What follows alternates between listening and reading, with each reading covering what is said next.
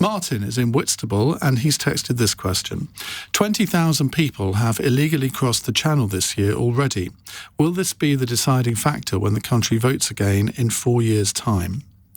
Now, the Home Office has revealed that some 19,982 people have crossed the Channel on 343 small boats by the end of yesterday, halfway through the year, with hundreds more people having made the crossing today too. This is the largest number of people to have illegally crossed the Channel in the first 6 months of any year in which this figure has been recorded, and it's 40% up on last year, apparently. Ben Habib, let's come to you first on this. I mean, you've always been quite radical in some of your proposed solutions to this. Migration, both illegal and legal migration, is the salient issue of the day. That is going to determine, how you address those two issues is going to determine who wins the next election, because they have implications for our constitution, for our culture, and huge implications, obviously, for our security and our economy.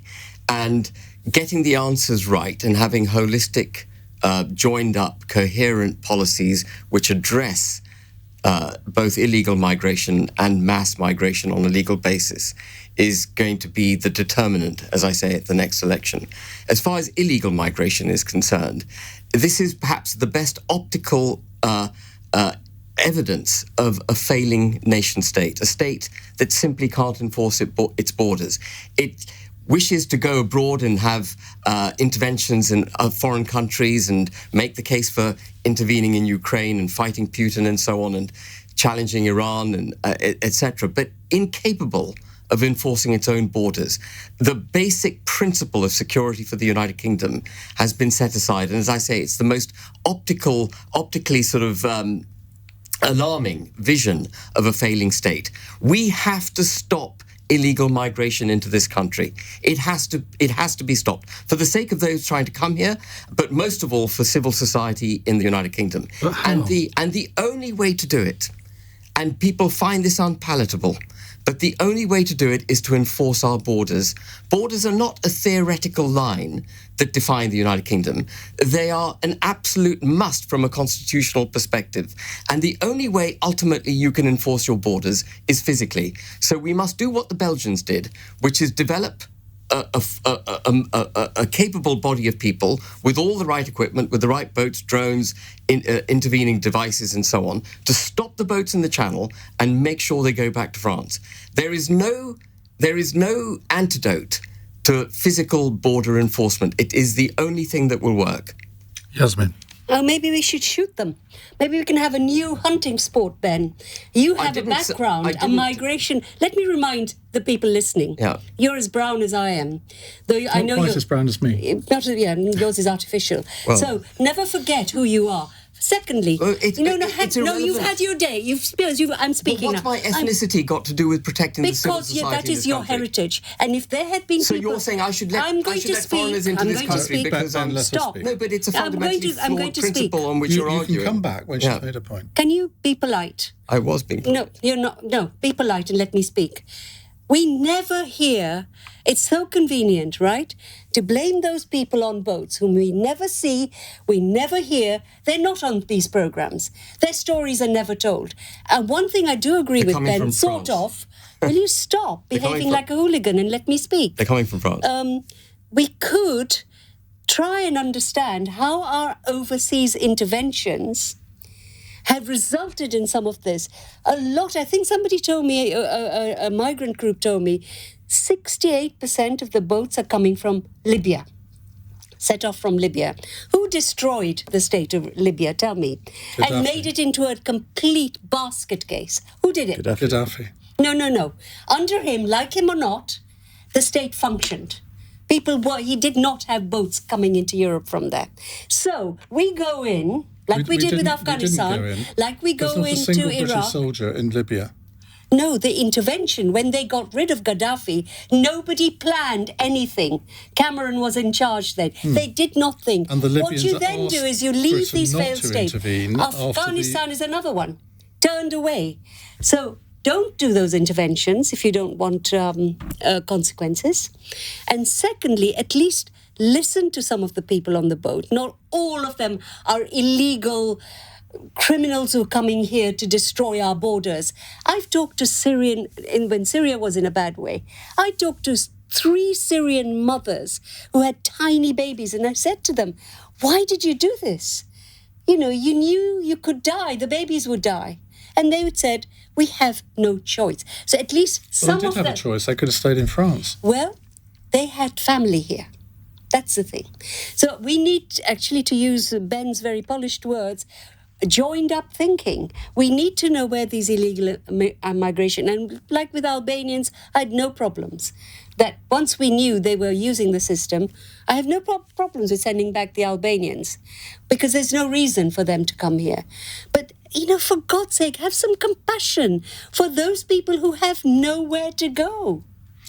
But what about the people who do go through the system and come here legally? The fact that this year it's going to be somewhere probably between 40 and 50,000 people coming over the channel on these boats, and the more that are successful in coming here, the more that are successful in getting asylum, that's going to encourage even more to come. I think the bigger problem, the bigger number is the legal migration, which under Rishi Sunak really did. You're right. Honestly. And I think there was a kind of, this is my view, that there was a kind of ethnic relationship going on because I have no problem. What do you mean by that? So he allowed a huge number of Indians to come in. And I have no problem with that. Legally or illegally? Legally. The deals were done, and we have never spoken about that. I welcome them, actually. But actually, we never talk about the millions that Rishi Sunak brought in. But he would say they came because the economy needed them, because the companies, they was operating under this point system. So it's all perfectly legal what was happening. Yeah, but the legal, it's not. The companies most people, couldn't get the domestic workforce. When people talk about immigration, they're talking about the whole lot. They also mean me. You should see the hate mail I get. The hate mail I get because I'm a foreigner still, 50 years on, having paid my taxes and still working, you'll be pleased to know, at the age of 75. Well, you don't look a day over 60. I'm not sure that landed how you intended it to. Or perhaps it did. But we don't have grown-up conversations about immigration. Right, let's hear from Rosie. Yeah, look, 20,000 people is too high, and both Ben and Yasmin are right in the sense that we do need to address the root cause here, and that is the gangs that are putting people on these boats. And Ben spoke about what Belgium are doing, but we have passed the Borders Bill through Parliament, which gives our police counter-terrorism powers to be able to go after. But the police, gangs. how's that going? How's that going? And the police, we're still the system that we inherited from border you, security, an open border system. If I can just address that for a second, Border Security Command is an entirely domestic-based set of bodies. And the traffickers are based in Europe. There's no mechanism by which Starmer's approach to busting the gangs can be delivered. It's a complete deflection from the reality. The only way to stop people coming is to stop them coming. Sorry. How far would you go? Would you kill them? I would enforce our borders. Would you kill them? Would you shoot them? Yasmin, Yasmin, listen. You have to have some grown-up approach to this. They're in France. They're safe. Their security is assured. They decide to get in flimsy dinghies and attempt this 25-mile journey. And by the way, they're encouraged repeatedly to do it by the success of their mission. The repeated success encourages more to come, which is the point Iain was making earlier. If they know that they're going to be met by British security at the edge of our territorial waters, which, by the way, we have an entire right to do under international law, and they will be prohibited from coming into British waters, they will learn to go back to France. Okay, Rosie, you wanted to finish? Yes, but with immigration, you're right. People often, they talk about immigration as a whole package, and it's right that we should have immigration that is fair, that when people come to this country, that they integrate properly, that they feel as though they can be a part of our culture. That's when we see immigration work best, and that isn't what we've had under the Conservatives in the system that we've inherited. But I don't want to see 20,000 people making that dangerous journey across the Channel, and I don't want to see them on. How can you defend Labour policy when under your government the numbers have gone up by 40%? Because we know that it's going to take time. It's going to take time to address these issues. The counter-terrorism powers have only just come into force. So I don't think you should use counter-terrorism powers. Some of these people are innocent people who have no choice. Some of them are not. But you can't say these mums are terrorists. Yeah, but they shouldn't be making the journey, the dangerous journey. They don't have a choice. No one should have to make that journey across the channel. No one should have to get into a dinghy and risk their lives. And it is absolutely right that there is counter-terrorism powers to properly source the gangs. Let's get Greg in. The vast majority of people on the small boats are actually men. I don't understand there are some women and children, but the vast majority are men.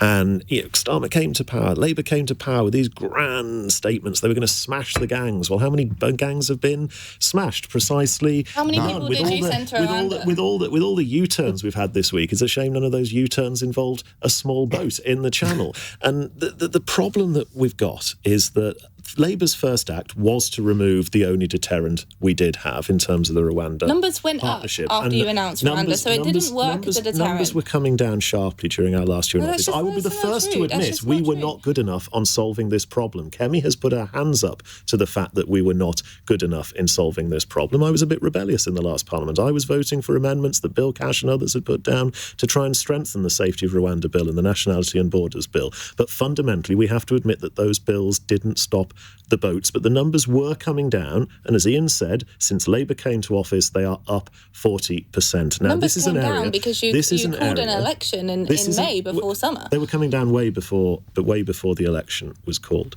Now, this is an area where we have done some policy thinking. We've had to acknowledge our own failings in it, and we've come up with some ideas that we think will help solve this problem, starting with the immediate deportation of anyone entering the United Kingdom illegally on a small boat. If the government is serious about smashing the gangs, then perhaps the government should do something when opposition parties do come up with good ideas and nick it. And if you do, we'll be right there supporting you to make it happen. We've already seen an increase in people who are being returned who are unlawfully here under this government. But the boats are up 40%. No gangs have been smashed. But we're talking about people being returned who aren't lawfully here. We've seen an increase with this. Everyone crossing the Channel from France to the United Kingdom is unlawfully here. None of them are here legally. That's not true. Their claims should be They have entered the country illegally. They have entered the country illegally. Their claims should be processed. Right, well, But I hope you never get power, Ben. I hope you never, in your lifetime, being the kind of unsympathetic, ungenerous soul that you are, I hope you never get power. I've never been this angry on this show. Yasmin. The way you talk about human beings is atrocious. The nation-state of the United Kingdom itself faces an existential threat as a result of the policies being pursued by government. The government. We are doing fine. They said that when we came. Shall I tell you? When Uganda nations came, this was the same language used. And do you know how many Americans have come into our country in the last 6 months? Do you know how many Americans have entered our country and are living here and working here? No, tell me. Go check the figures. Go check the figures. Well, how many? Huge numbers. Well, how many? Well, you're asking him how many. No, you've got to tell me how many. No, I'm just saying there's a vast influx like there was. I wrote a book a few years ago called Who Do We Think We Are? And in that year, and I can't remember, it was about 9 years ago, there were more American migrants in this country than there were Jamaicans. Nobody spoke about them. Why is ethnicity... They come from a country where they don't need to leave. But why does ethnicity loom so large in your mind, Yasmin? Sorry? Under Trump, you say they don't... Now they're fleeing Trump. Yes, they're fleeing Trump. OK, well, I'm sure we're going to have a much calmer final 12 minutes of the programme.